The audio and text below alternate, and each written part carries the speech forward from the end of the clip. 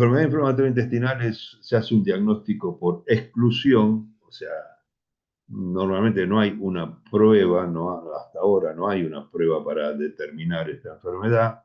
Sí podemos hacer una biopsia del intestino y encontrar este infiltrado, pero el infiltrado también puede responder a otros antígenos. Entonces ahí no, digamos, si nosotros tenemos un infiltrado, pero tenemos a su vez una Giardia, entonces ya la patología no es una enfermedad inflamatoria intestinal, sino que es un problema de Giardas. Bien, entonces, en general se va a hacer un diagnóstico por exclusión, pero para hacer eso tenemos que eliminar todas las otras causas. O sea, tenemos que ya haber hecho todo un paneo de diagnósticos anteriores. Bien, y después, por otro lado, se sospecha que podría ser precursor de un linfoma de células pequeñas. Esto se sospecha hace años, todavía como que no se comprobó del todo, pero es muy probable que ocurra. Bien, ¿cuáles van a ser signos clínicos? Vamos a tener signos de sistema digestivo anterior, que va a haber vómitos, puede haber diarrea, pérdida de peso, inclusive hiporexia y anorexia, y puede haber signos del digestivo posterior, que van a ser obviamente los que ya comentamos, como sangre en materia fecal, mucosidad en la materia fecal, tenesmo y aumento de la frecuencia. Bueno, o sea, el intestino va a responder siempre igual a las distintas etiologías. Bueno, acá vamos a ver un poquito diarrea intestino delgado, diarrea intestino grueso, donde hay sangre, y vómitos. Ojo que en el gato, esto es un dato muy importante, les diría que prácticamente es otro chip de gato. En el gato, la mayoría de los vómitos está producido por patologías del intestino, no del estómago. ¿eh? Tengan en cuenta eso, porque los gatos generalmente con enfermedad inflamatoria intestinal del intestino van a tener vómitos también. ¿eh? Y a veces son más importantes los vómitos, o solo hay vómitos y no hay diarrea. ¿eh? Es un dato muy importante eso. Bien, entonces dijimos que se va a hacer un diagnóstico por exclusión de parásitos, infecciones, alergia alimentaria, enfermedades sistémicas, neoplasia, etc. Y bueno, podemos confirmar también en parte con una biopsia. Bueno, el tratamiento aquí va a ser el cambio de la dieta, cobalamina y fundamentalmente o principalmente vamos a tener que usar inmunosupresores como prednisolona en un primer momento y si no funciona o se nos complica o tenemos que evitarla, tendríamos que pasar a usar el clorambucilo o a veces usamos las dos cosas juntas. Bueno, esta es una imagen, me encanta porque es una endoscopía y desde afuera se ve la luz del endoscopio que está adentro del gato, obviamente, ¿no? Bien, de las reacciones adversas al alimento, ya hablamos, puede ser alergia o hipersensibilidad, producen el 30% de las enfermedades inflamatorias intestinales. Las causantes de proteínas que pueden producir esto puede ser la carne vacuna, el trigo, el gluten de maíz, el pescado también. ¿eh? Y estos gatos que tienen alergia alimentaria pueden tener signos que pueden ser gastrointestinales y también dermatológicos. Hay muchos gatos que combinan las dos patologías, o sea, tiene una alergia de piel y también una enfermedad inflamatoria intestinal. Bien, los tratamientos van a ser, bueno, un alimento hipoalergénico o que tiene una proteína hidrolizada. Generalmente, si ese es el problema, la mejora va a ser rápida, en 1 a 2 semanas. Ya el gato va a normalizar su materia fecal comiendo el alimento hipoalergénico. Ahora tenemos también una proteína ultra hidrolizada, casi a nivel de aminoácidos, así que esa es una opción también que puede funcionar en esta cuestión. Y bueno, y si no, la clásica prueba de eliminación con una proteína nueva que nunca haya comido el gato, que hay ya alimentos de venado, de conejo, de cordero, etc. Siempre hay que probarlo por lo menos 8 semanas para descartar si funciona o no funciona, pero como les dije, entre 1 y 3, 4 semanas, si el problema es una alergia alimentaria, con el cambio de la dieta va a funcionar bien y bueno, después va a haber que mantenerlo con esa dieta nueva, ¿no es cierto? Obviamente. Bien, vamos a pasar ahora a los que son los problemas sistémicos, como la pancreatitis. La pancreatitis en el gato suele ser crónica y hay una activación de la tripsina intracelular, lo cual produce alteraciones del tejido pancreático, necrosis, inflamación, necrosis, etc. Los signos de la pancreatitis son totalmente inespecíficos, así que es otra enfermedad del gato que hay que estudiarla muy bien y hay que tratar de tenerla en mente. Eso es lo importante, tenerla en mente cuando tenemos cualquier problema en el gato. O sea, la, el concepto sería, cualquier problema que tenga el gato de anorexia, letargia, deshidratación, pensar en la pancreatitis. ¿eh? ¿Y cuál es el camino a llevar? Bueno, dentro de lo que haríamos un análisis de sangre con los parámetros básicos normales, meter también la lipasa pancreática felina. Ojo que las lipasas comunes de los laboratorios no sirven. Hay que usar la lipasa pancreática felina. ¿eh? Bien. Y otro problema que también nos va a dar diarrea crónica es la insuficiencia pancreática exócrina, donde ya el páncreas se ha totalmente fibrosado. O sea, de la pancreatitis crónica pasamos a un páncreas que está fibrosado y disminuye la cantidad de enzimas que está formando, por lo cual hay una mala digestión de los alimentos. Ahí vamos a tener heces pálidas, voluminosas, esteatorrea, o sea, grasa. El gato va a tener hambre porque no absorbe los nutrientes, va a perder peso también.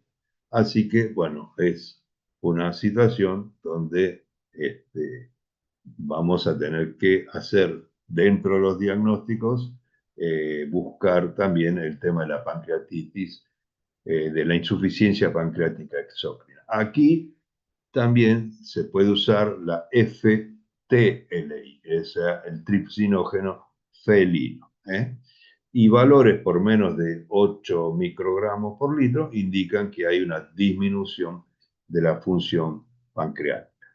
También hay que ayudar con la cobalamina, chequear la cobalamina y si está baja hay que usarla, la vitamina B12, porque eso también es un indicativo de que está funcionando mal la absorción de la cobalamina, que necesita el factor intrínseco pancreático para absorberse, ¿no? Entonces, bueno, además si está baja hay que suministrarla, obviamente. Bien, el tratamiento de la insuficiencia pancreática exócrina son las enzimas digestivas que, bueno, se pueden comprar en la farmacia. Antes se usaba el páncreas fresco directamente, Ya no es tan fácil conseguirlo, alguien tiene que vivir cerca de algún frigorífico o matadero para poder conseguir páncreas fresco.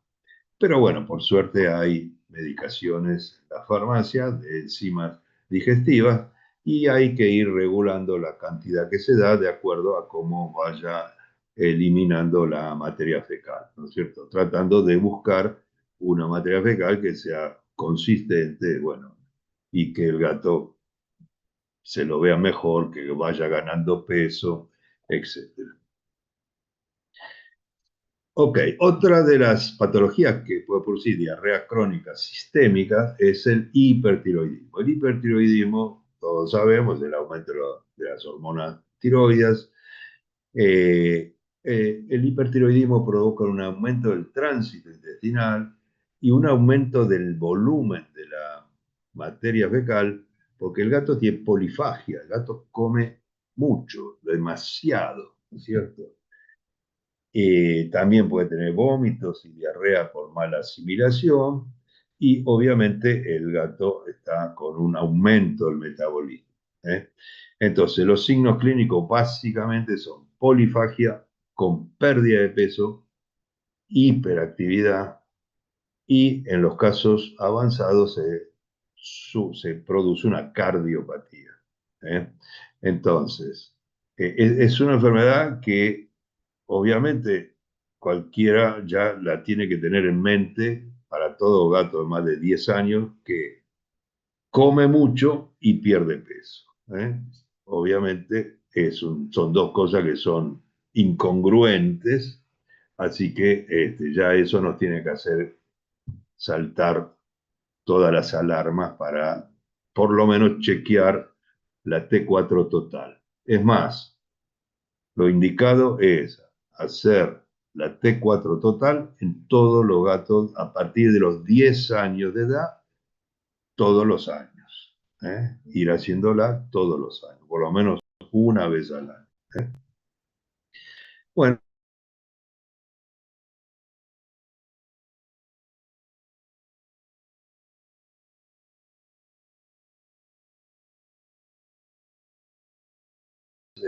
invasivos como el yodo radioactivo y la cirugía. Bueno, obviamente todos estos temas son para desarrollarlos en otro momento. Bien, y llegamos a las neoplasias intestinales. Las neoplasias intestinales, obviamente, la más importante es el linfoma digestivo, que es más o menos el 50, es más de la mitad de las neoplasias del intestino. Generalmente se ubican entre el yeyuno y el ilion y son gatos de, digamos, geriátricos, o sea, ya pasan de adulto a geriátrico. El gato siamés está como un poquito más afectada y los machos también tienen un poco más de posibilidad, pero bueno, obviamente como todo eh, puede ocurrir en cualquier otra raza, en gatos mestizos y en las hembras también.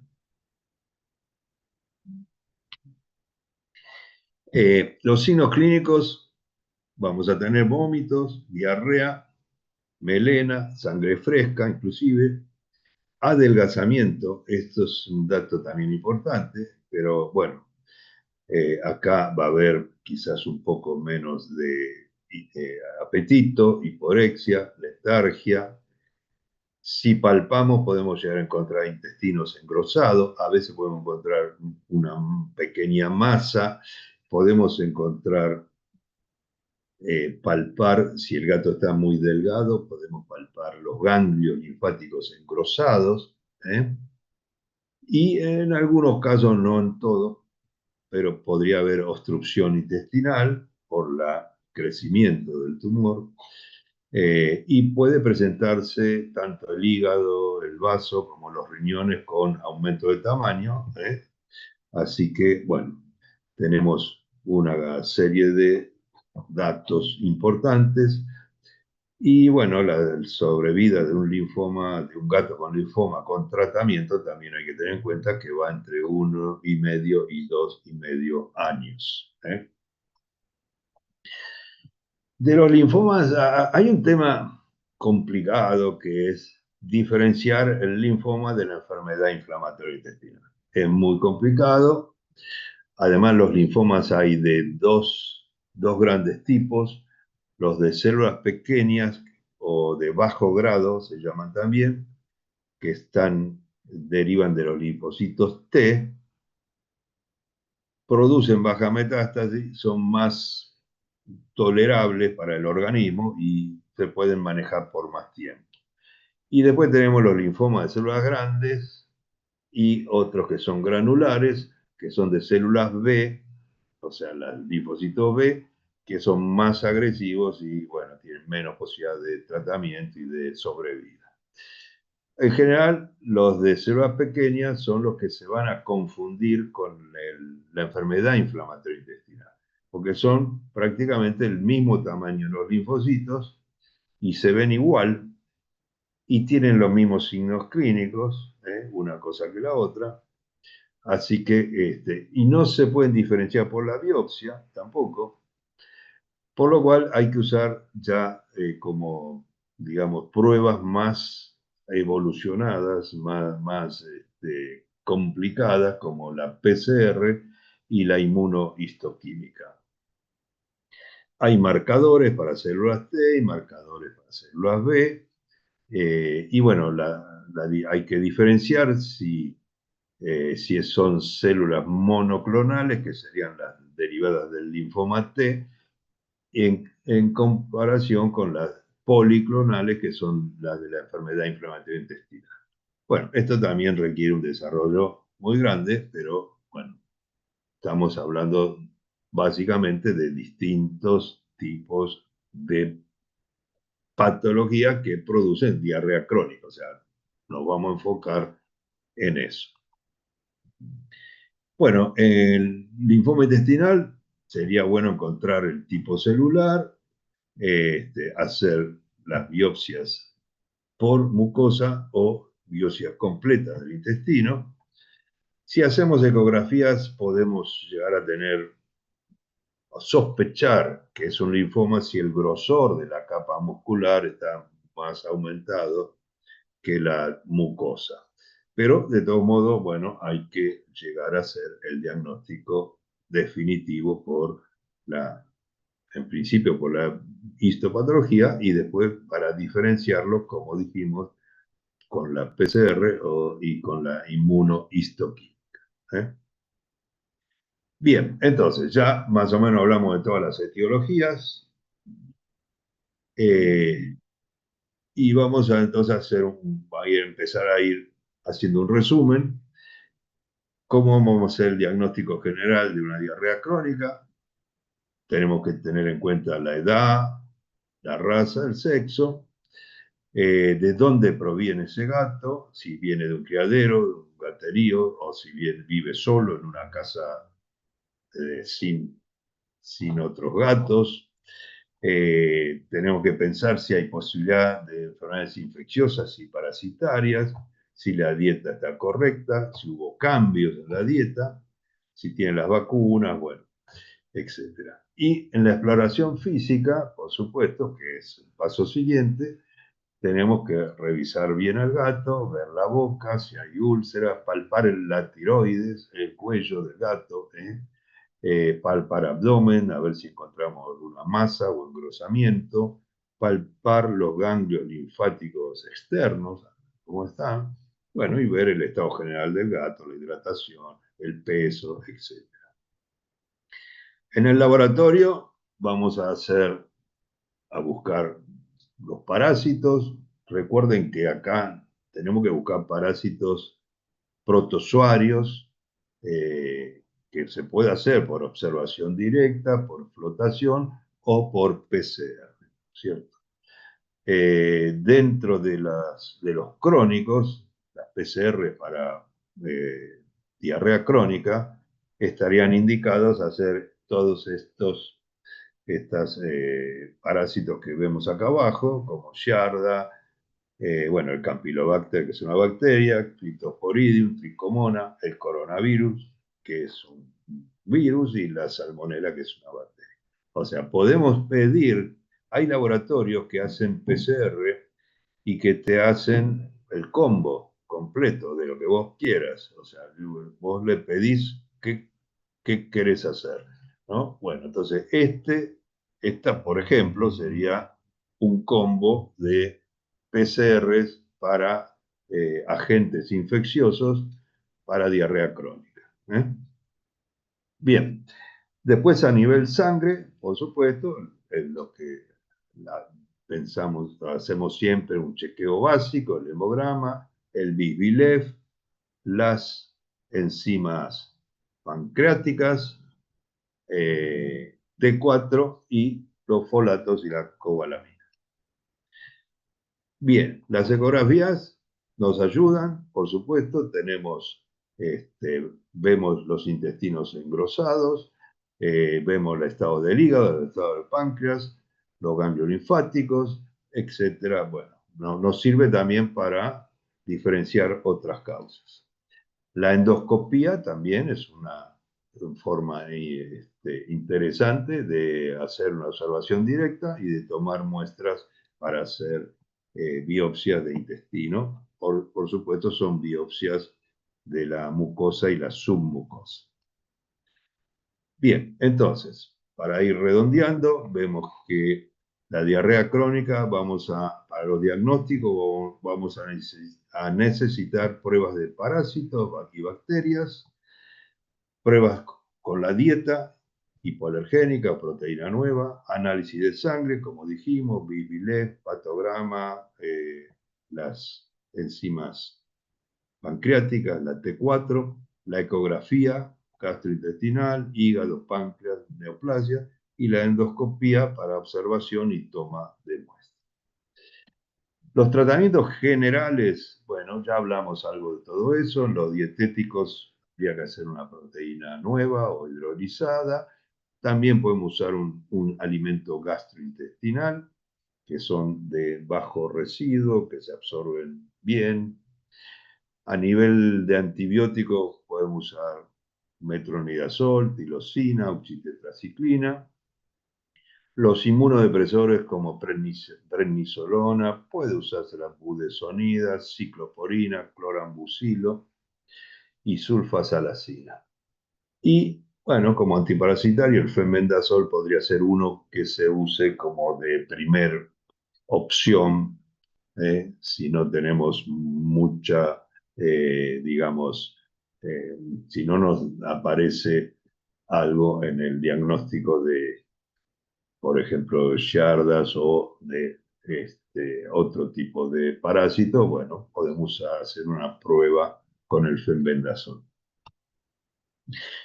Así a nivel inespecífico, podemos usar los omega 3, los ácidos grasos omega 3, la cobalamina, como dijimos, siempre va a ser importante mantener si los niveles son bajos. Una ayuda con los fructooligosacáridos que mejoran el ambiente gastrointestinal. Algunos aminoácidos importantes como la glutamina, el glutamato y los probióticos que también pueden ayudar en muchos casos. Hay un tratamiento nuevo que se está haciendo hace muy poquito, que es el trasplante de microbiota fecal. Está indicado en trastorno de alteración de la flora, una disbiosis. Hay un índice que se puede hacer por PCR de la disbiosis. Bueno, está en, digamos, experimentación, en investigación. Todavía no está todo muy claro. Hay que ver también a quién va a ser el donante de esa microbiota fecal. O sea que, bueno, es como para tenerlo en cuenta y ver cómo se van a ir desarrollando los informes de este tratamiento.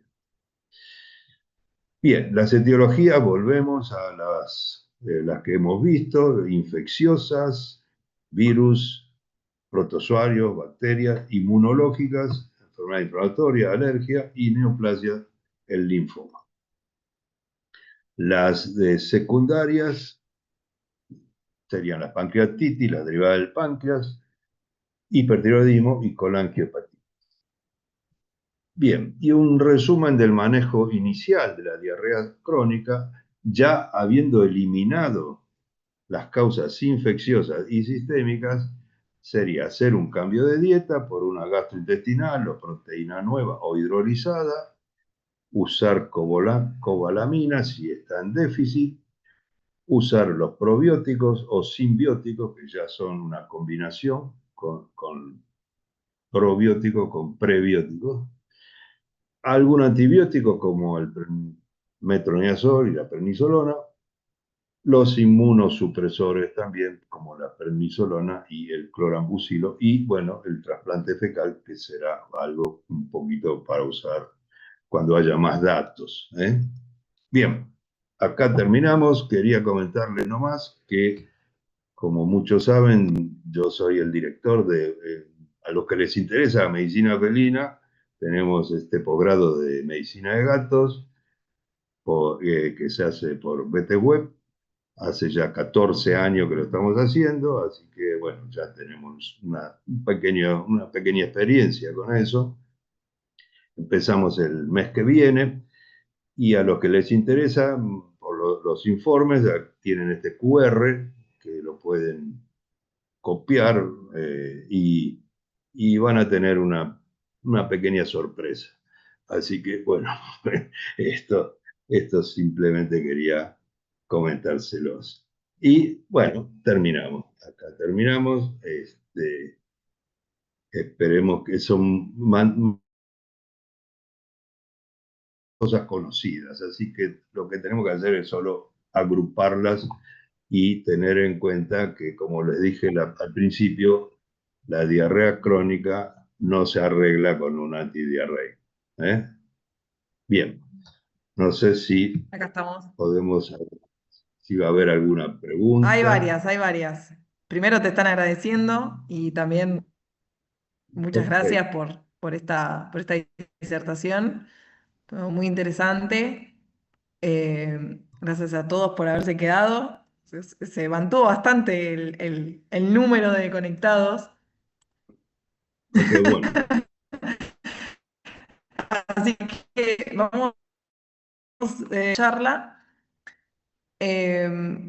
Una de las preguntas es el estudio de Cito que citaste de coronavirus.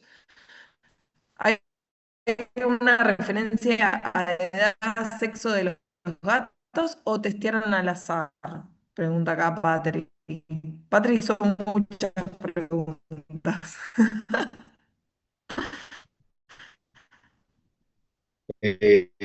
No, no hay,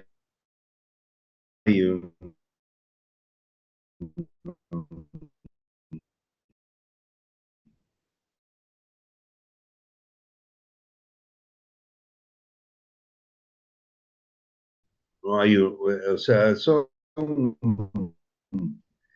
tenía el doctor Norwosti, todos los que tenían no había una diferenciación. Así que lo que ellos hicieron, todos los gatos, durante 13 años hicieron este trabajo, por eso creo que había como 500 gatos, y bueno, y encontraron que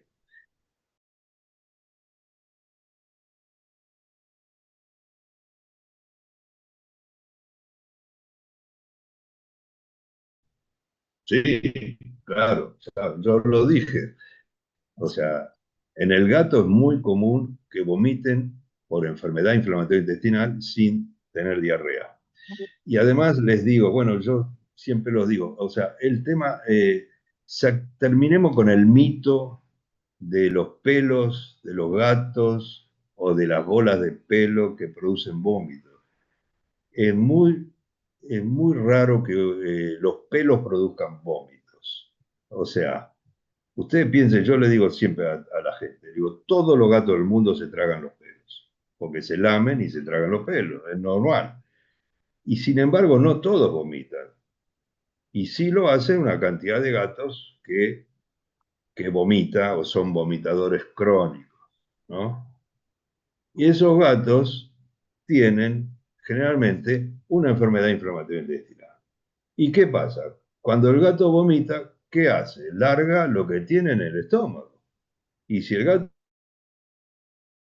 se lame y tiene pelo,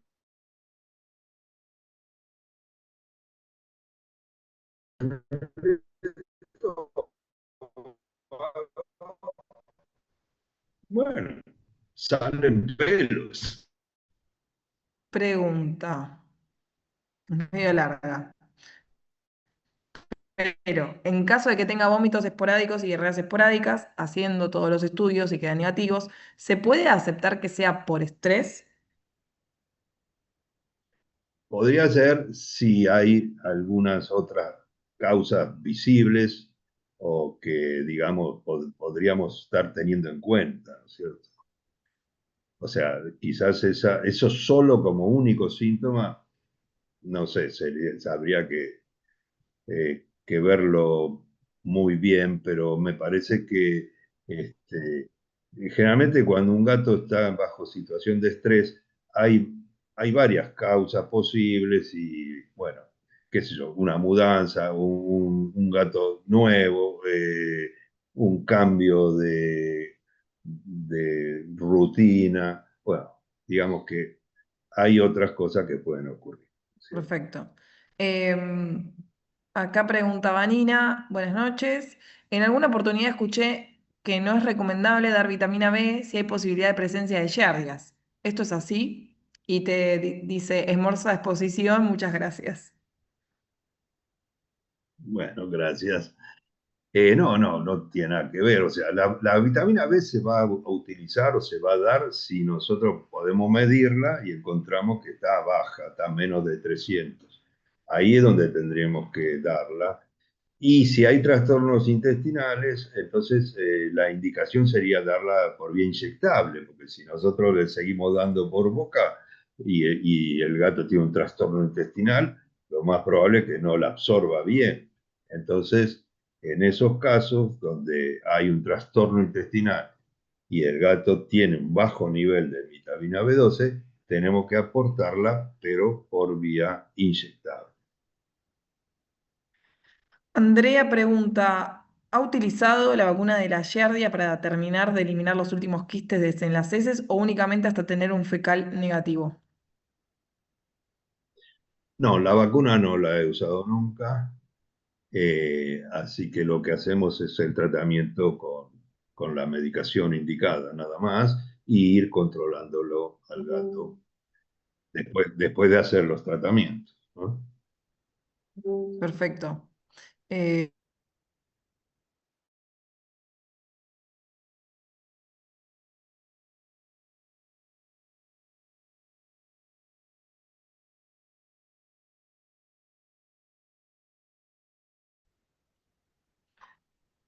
bueno, una última más, que em, acá preguntan si hay reporte o experiencia, si usted tiene algún reporte o experiencia con ozonoterapia como coadyuvante en estos cuadros.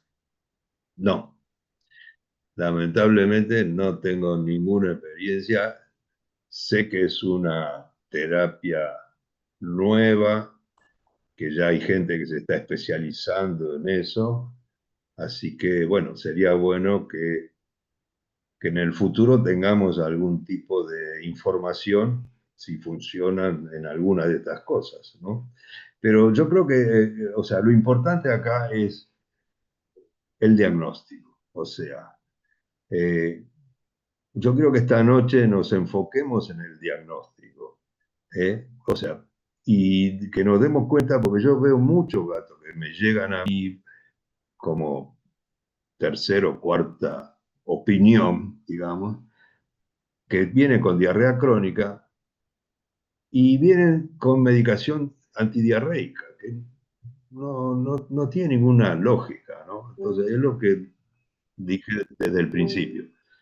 Con un gato con diarrea crónica hay que hacer los diagnósticos y ir eliminando todas esas posibilidades que di hoy en esta charla. Y les digo más, no quiero desilusionarlo, pero hay gatos que siguen igual con la diarrea crónica a veces, aunque hagamos todo esto.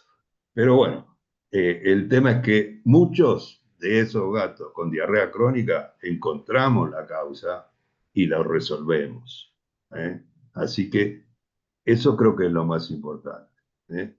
Y ojalá que la ozonoterapia ayude en algún momento para algo, pero bueno, todavía no tenemos información sobre eso. Doc, le voy a molestar una cosita más. Acá Eric pide de poner de nuevo el QR que habías mostrado en la última diapo. Así, Ah, a ver, ahí está, ahí- así Eric lo puede ahí está. pobre escanear, que no. Bueno, Y bueno, va a haber una sorpresa. ah, Así que, bueno, escaneé el bueno, QR. ok. Gracias a todos por haberse conectado. Gracias, doctor, por esta hermosa No, al disertación. contrario. Bueno, Y pueden seguir, ahí él les dejó el mail, el doc, así que cualquier cosa se comuniquen con él. Y bueno, nos vemos en la próxima charla. Muchas gracias a todos.